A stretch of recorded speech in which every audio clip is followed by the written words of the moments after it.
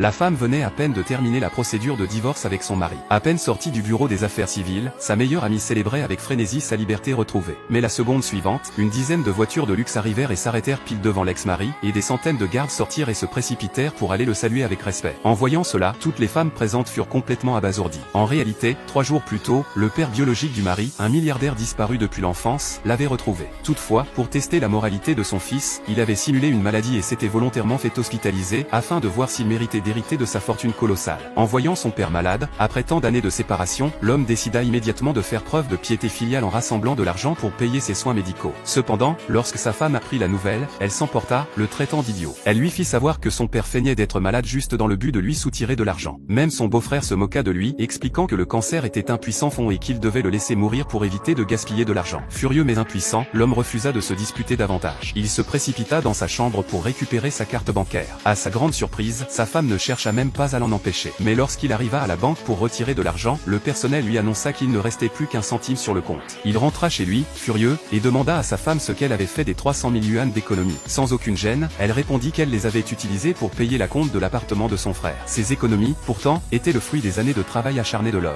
Fou de rage, il tourna les talons et partit. Craignant qu'il ne s'endette pour soigner son père, sa femme envoya son frère le suivre discrètement. Pendant ce temps, à l'hôpital, le père, touché par la piété de son fils, demanda à son secrétaire de préparer les documents de succession avant de rendre son dernier souffle. Il voulait personnellement remettre son entreprise à son fils. Il demanda à tout le monde de quitter la pièce pour pouvoir parler en privé avec lui. Cependant, le fils, pressé de rassembler des fonds pour les soins, expliqua qu'il devait partir un instant pour aller emprunter de l'argent. À peine avait-il quitté l'hôpital que sa femme et son beau-frère débarqua avec un groupe d'hommes peu recommandables.